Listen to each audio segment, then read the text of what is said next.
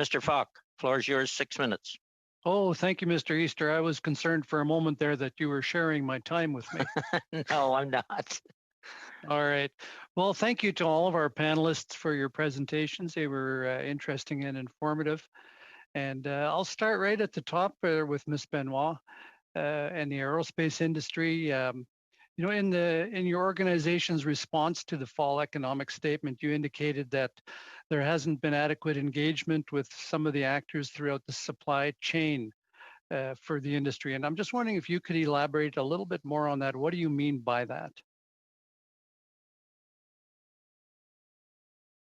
Mais en fait, Yes.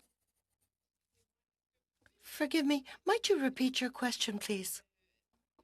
When you say that there isn't enough communication with the supply chain, I don't remember having stated that. Perhaps it was with the interpretation, I'm not sure. Well, that wasn't part of your presentation, but in your organization's response to the fall economic statement from the Liberal government, your response was that there wasn't enough engagement with actors within the supply chain. mais en fait, ce qu'on voulait dire, In fact, what we wanted to say was that it was the stakeholders in the supply chain in the aerospace industry. Well, there's an awful lot of communication within that chain, that supply chain. Businesses, forgive me, we're having trouble with the electricity here. The lights are automatically shut off at this hour. I'm at the office, so forgive me. So the issue isn't with regard to the chain itself. It's with regard to the players within the federal government apparatus. What we sense is that at present, there is no aerospace strategy within the federal government allowing us to defend and promote the positioning of the industry vis-a-vis the Canadian government. In the past, the aerospace industry had programs dedicated to its sector, as is the case of other countries in the world that have specific programs targeting this sector. And for the last 3 or 4 years, I would say, all of these programs have been merged within the Strategic Innovation Fund, grouping together all industries. And our point is this: we are having difficulty making the government understand that if it wants to retain the aerospace industry as a champion, a national champion, then it must do what other countries are doing throughout the world. In other words, become a strategic partner and putting in place the tools that will assist in supporting this sector. That answers the question, and that provides the clarification Merci. I was looking for. Merci. Thank you for that. And Mr. Masterson, I'd like to ask you a few questions as well. I heard in your presentation now to committee that your industry or your organization is supporting an accelerated capital cost of allowance of 100%. You've also, in your brief, suggested that the investment tax credit should be bumped up to 20% from 15%. Can you explain how those two would work in tandem with each other? Or would they be parallel, or what are your thoughts there? Well, I think they'd be two separate initiatives. Again, you know, if I could just share a bit in terms of our investment picture, and I'm preparing for this meeting, I did look at StatScan. If you cast your mind back to 2007, we had 125 billion in FDI, and we had 68 billion Canadian dollars invested abroad. You look at today, 2019, before COVID, that situation's completely reversed.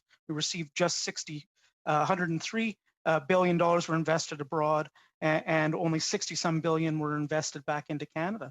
We've switched the picture, and that doesn't have to be that way. We look at OECD, our investment growth in Canada is 2.5 times lower than the OECD average. It's 3 times lower than the United States. The same period where our investment growth was cut in half, the United States was doubled. That's a 4 times factor. And so do you think the investment tax credit would actually help and alleviate that problem? Both of these will, and these are both measures that we see south of the border. And those are things that the Parliament can look at as it does a fundamental tax review, is look at why is Ireland and Switzerland performing so much better? Why is the United States performing so much better? More specifically, why is Canada performing so poorly? And look at those different instruments and see which ones will make the most sense. But definitely the ACCA, it was put in as a temporary measure. COVID has definitely put a pause on that. So if you get companies that want to invest, remember it starts to phase out in 2023, right around the corner. And if you're already looking at a cycle of a 7-year investment, you're going to struggle with that. So we have to address that, recognizing COVID now. A quick last question, Ted. Okay, good. Thanks, Mr. Easter. What would your association's response to a single-use plastic ban be? Well, what we have said to Minister Wilkinson and the government is they have a multi-pronged approach to addressing the problem of plastic waste. We agree it's a serious problem. We agree industry has to lead, industry has to pay. We support the extended producer responsibility, take it off the backs of municipal taxpayers, let industry pay for it. We also understand, especially from our value chain, our customers, they want more recycled product content in their products. Our industry is going to have to deliver that. We don't support the ban, but more specifically, what will harm investment is using SEPA as the tool to achieve that by declaring plastics toxic.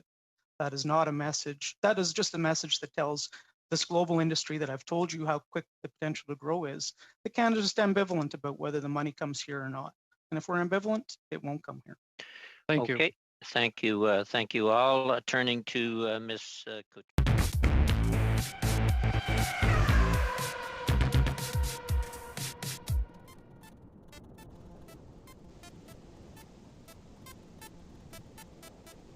Time for one round of questions. We will start with Mr. Barlow, please. Thank you very much, Mr. Chair. And I want to thank everyone for our witnesses for your honest testimony and painting us a pretty bleak picture of the state of Canadians' mental health as a result of COVID.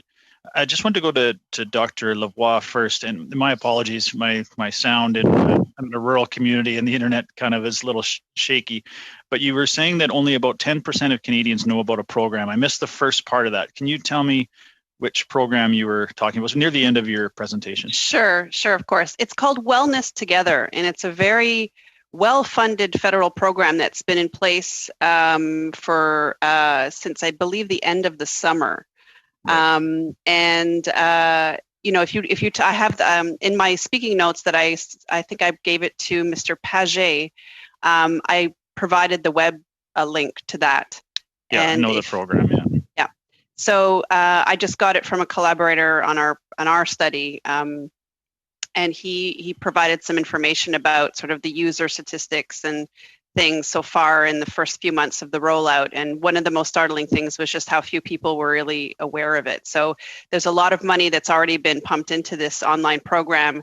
And so I think that there's a lot to be done to just promote it and make it available to those people who need it.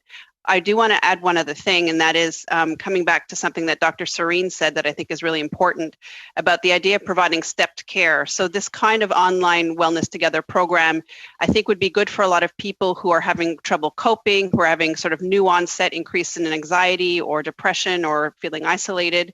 But there's a difference between providing the care to those who might have an exacerbation of pre-existing psychopathology. So those who might have mood and anxiety disorders that are those disorders themselves that may or may not have been well treated, pre-pandemic, what kind of services those folks need, versus those who are developing new psychopathology, that is clinical levels of anxiety and depression, and they can't get services, versus those who are just sort of more stressed out and having trouble coping with day-to-day life.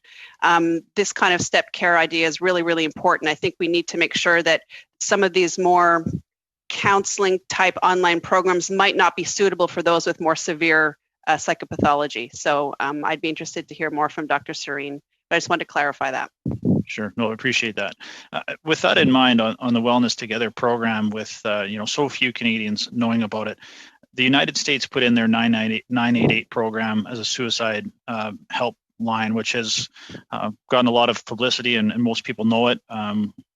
Would something like that here in Canada work? We don't have anything along that line, but it just seems like everybody knows 911.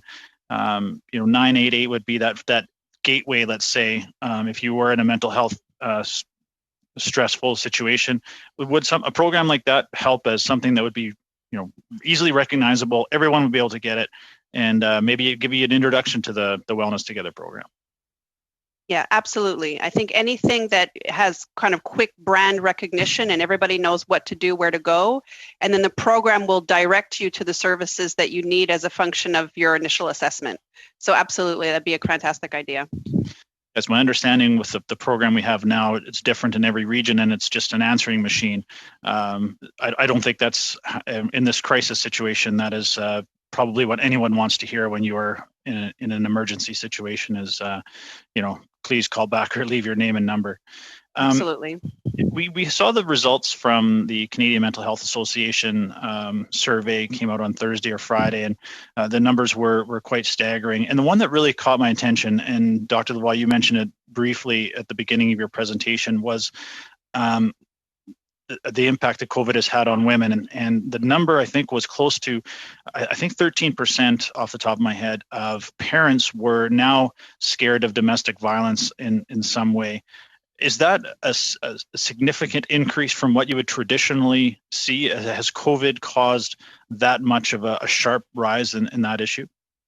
Yes, and I think that's, and it's also one of the reasons why we're seeing a huge increase in the number of separations and divorce. And if you can just imagine how how stressful a divorce is in normal times, imagine trying to work out, finding a new home and child custody. And it's absolutely shocking how much separation and divorce is happening. And I think it is really being fueled by the fact that a lot of couples who are used to a certain balance in their relationship are now being thrown together, spending 24 hours a day together. All the gender roles are getting mixed up. You have moms and dads at home with kids who might be doing online learning. Certainly there's the effects of the widespread lockdown that happened more in the first wave. All of that to say is I would suspect that it's probably larger than that, than 13%, because I would suspect that those who are probably experiencing it the most and the worst are not the ones who have the time or the luxury to respond to some of these surveys. Right. Sorry, Dr. Lavoie, I only have a few seconds left, and I just want to ask a quick question of Dr. Serene. You were talking about access to psychiatric help and accessing the resources we have there. Would that 988 number work on that? Would that be a way as well to have those professionals be working as part of that program as a first step for Canadians to access that type of assistance? Absolutely. I mean, I think that the approach that the 988 is excellent, but having the next steps is really, really important, right, at the provincial level. And in China, they also implemented online screening, right? So that you can we're used to ordering food online. We should be able to do some level of online because the volumes are just going to be out of control, right? Like you can't build a system of having enough people on the phone. You have to integrate it with online self-assessment, self-screening tools, and then have the next pathways to care after the assessment. And they have to be integrated, or people will not show up to the line because they'll say, well, I didn't get an answer, or this I'm scared to go to the hospital because of COVID, but this is another way. Yeah. Thank you very much. I appreciate it. Thank you.